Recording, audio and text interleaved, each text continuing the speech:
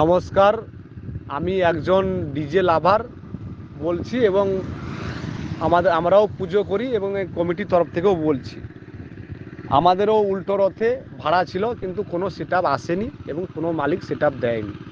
তার একটাই কারণ, এই পূর্ব মেদিনীপুরে পুলিশ যেভাবে সেট মালিকদের উপর অত্যাচার করছে, যেভাবে থানায় নিয়ে গিয়ে যেভাবে কাটমানির দাবি করছে, যেভাবে টাকা নিচ্ছে, জরিমানা করছে, সেই কারণের জন্য আজকে কোনো সেট মালিক আর কোনো ভরসা পাচ্ছে না তারা।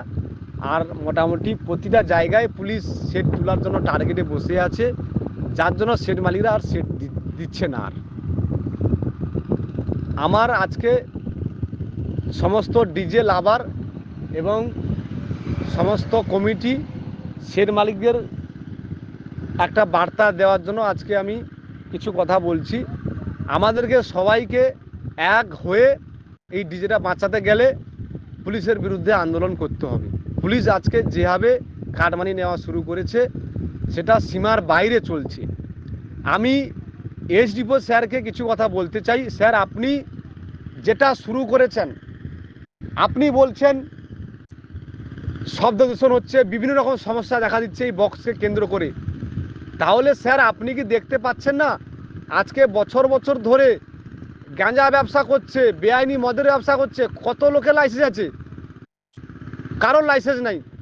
তারা যে এই মদ বিক্রি করছে, কারোর লাইসেন্স নেই, গাঁজা বিক্রি করছে, সেটা হচ্ছে কি হবে? হাজার হাজার জুয়ার ঠেক চলছে, সেগুলো চলছে কি হবে? আপনার তো সেটার বিরুদ্ধে কিছু স্টেপ নেননি। আমি এসডিপো স্যারকে বলছি, স্যার আপনি পূর্ব মেদিনীপুরে গাঁজা আর এই যে বেআইনি মদ যে বিক্রি হচ্ছে ওইটা বন্ধ করে দেখান, তারপরে আমরা ভাববো ডিজে বক্স চালাবো কি চালাবো না। আপনার নাকের ডগায় এইগুলো চলছে, আপনি জানেন ভালোভাবে, তাও চলছে। সেটা কীভাবে চলছে? এইগুলো মানে এই ডিজে চালানো থেকে শুরু করে আজকে যারা এইগুলো খেয়ে যুব সমাজটা ধ্বংসের পথে পথে যাচ্ছে, আপনি কি সেটা জানেন না? সেটা ভালোভাবে জানেন, কারণ আপনি জানেন ওইখান থেকে টাকা আসছে, সেই কারণে চলছে। আপনারা যখন ব্যবস্থা নিচ্ছেন, সব দিক দিয়ে ব্যবস্থা নিন। আপনি ডিজেরা বন্ধ করছেন, ঠিক আছে, সে দোকানগুলো তো বন্ধ করতে হবে, সেটা কেন খোলা আছে? আমি সমস্ত ডিজে লাভার এবং সেট মালিক সমস্ত কমিটিকে বলবো, আমরা সবাই এক হয়ে পুলিশের বিরুদ্ধে আমাদেরকে আন্দোলন করতে হবে। সমস্ত ডিজে প্রেমিকদের উদ্দেশ্যে জানাচ্ছি, সবাই মিলে আমাদেরকে এক হতে হবে। কারণ পূর্ব মেদিনীপুরে যেভাবে পুলিশের অত্যাচার বাড়ছে ডিজে সেটআপের ওপর ও ডিজে মালিকের ওপর, তাতে চিরকালের জন্য হয়তো পূর্ব মেদিনীপুরের ডিজে সিস্টেমটা বন্ধ হয়ে যাবে।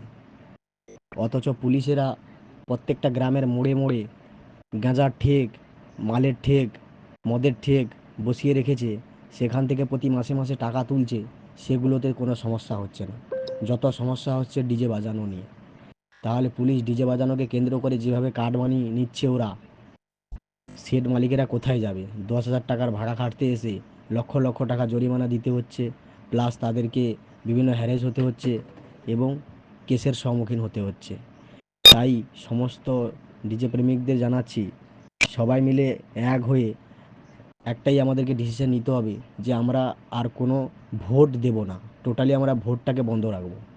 সবাই মিলে আমরা ভোট দেব না, ভোট বন্ধ রাখবো। যতদিন না আমরা ডিজের কোনো সুরাহা পাচ্ছি, ততদিন আমরা কেউ কোনো লাইনে ভোট দিতে যাব না। সবাই মিলে ভোটটাকে বন্ধ রাখবো যতক্ষণ না আমরা ডিজের কোনো সুরাহা পাচ্ছি।